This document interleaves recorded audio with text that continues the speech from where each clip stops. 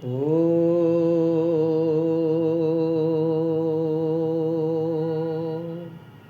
अथर्ववेद के अध्ययन में आज हम पढ़ेंगे राजा और प्रजा के कर्तव्य का उपदेश।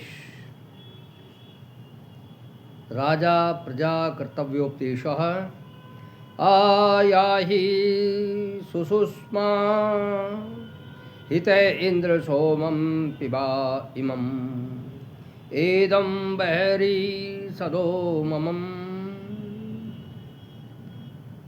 लोग विद्वान सद्वैद्य के सिद्ध किए हुए महाऔषधियों के रस से राजा को स्वस्थ बलवान रखकर राज सिंहासन पर सुशोभित करें। इसका दूसरा मंत्र कह रहा है आत्वा ब्रह्मयुजा हरिवहतामिंद्र केशिना उपब्रह्माणि नय शृणु।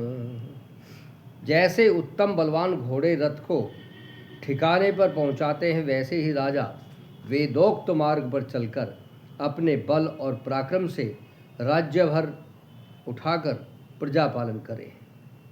राज्य का पूरा भार राजा उठाए और फिर वो प्रजा का पालन करे। ब्रह्मणा अस्त्वा वयं युजा सोमपामिंद्र सोमिनः सुतावृन्वन्तो हवामहे। जिस राजा के सुप्रबंध से प्रजागण ज्ञानवान, धनवान और सुरक्षित संतान वाले होंगे, उसको मित्र जानकर सदा स्मरण करें। इंद्रमिद्वाथिनो और बृहदिंद्रमर्के भिरे कृण इंद्रवाणीनुशत। मनुष्य सुनीतिज्ञ प्रतापी उद्योगी राजा के व्यवहारों और परमेश्वर की दी गई हुई वेदवाणी के गुणों को विचार कर सबके लिए यथावत उपाय करे। इंद्र धर्यो सचा सन्मिषल आवयो वचो युजा इंद्रो वज्री हिरण्ययः।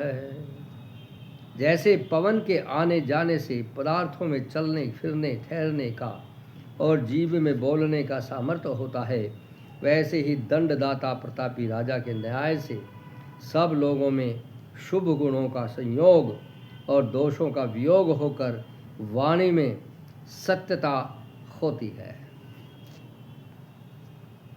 इंद्रो दीर्घाय चक्षस आसूर्य रोहिये दिवि विगोभिर्अद्रिमैर्यत।